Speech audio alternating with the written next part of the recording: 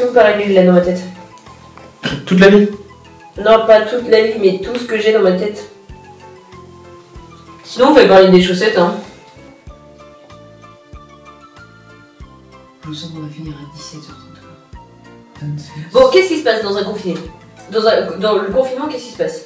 On mange. On est malade.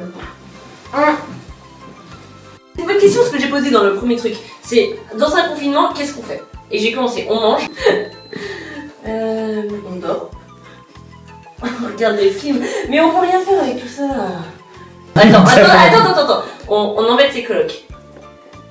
On a déjà dit ça, on essaye de faire des trucs qu'on n'avait jamais fait avant. Ça marche pas.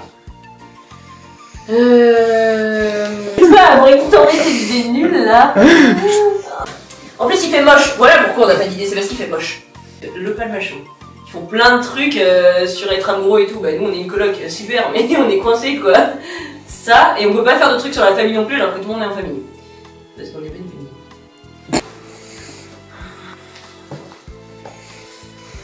Hop, il est 15h, heure de la miséricorde divine.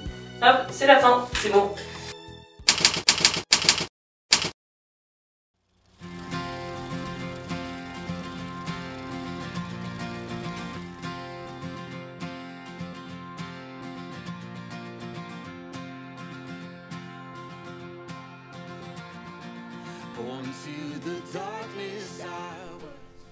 Lazare, viens dehors.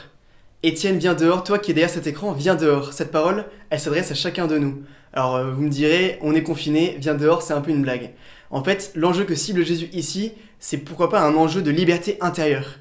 Jésus nous pose cette question. Toi qui es peut-être esclave du péché, veux-tu que je te rende libre? Peut-être que tu constates comme moi, comme Lazare, que tu es dans un état où tu es lié de plus en plus prisonnier, etc., du péché, d'une manière ou d'une autre, et tu as le désir d'être libéré. Le péché, c'est quoi? C'est ce qui nous coupe de l'amour de Dieu et nous coupe de l'amour des autres. On a le sentiment qu'en en mentant, en trichant, en étant jaloux, etc., en fait, on s'affirme une identité par rapport aux autres, que ça nous rend libre. En fait, c'est le contraire qui se passe. Le péché nous isole. Et comme Lazare, on se retrouve dans notre tombeau, tout seul.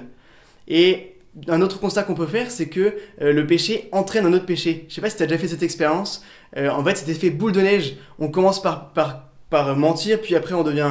la confiance se brise, etc., etc. Ça ne fait qu'enchaîner. Il y a un vrai cercle vicieux, en fait, du péché. L'addiction, par exemple, c'est pas un péché plus grave que les autres, mais l'addiction, ça exprime bien cet enfermement du péché. Cet état, en fait, où notre volonté est prisonnière. Alors, dans ce temps de confinement, il y a plein d'addictions qui peuvent surgir ou qui peuvent exploser. Les écrans, les jeux, etc. Il y en a tant d'autres. Jésus nous pose la question, veux-tu que je t'en libère? Et il y a un vrai enjeu de rédemption ici. Mais nous n'avons pas à avoir peur, en fait, de notre péché, de nos addictions, etc. Jésus lui-même n'a pas peur de nos odeurs. Quand Marthe lui demande, Jésus, ça fait 4 jours que Lazare, il est au tombeau, il doit déjà sentir, Jésus ouvre la porte de ce tombeau. En fait, il a tout porté sur la croix pour nous. Il a connu cette souffrance. Ça ne veut pas dire qu'il a simplement une vague idée de ce que nous vivons, etc. En fait, il l'a vécu. Le psaume 31 illustre bien ses propos.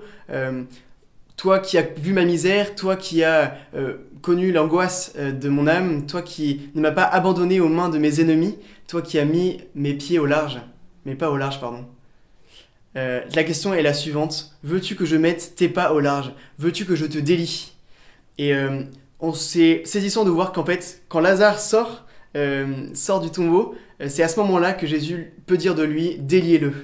Alors cette parole, elle est pour nous. Veux-tu que je te délie? Et va, la vérité te rendra libre.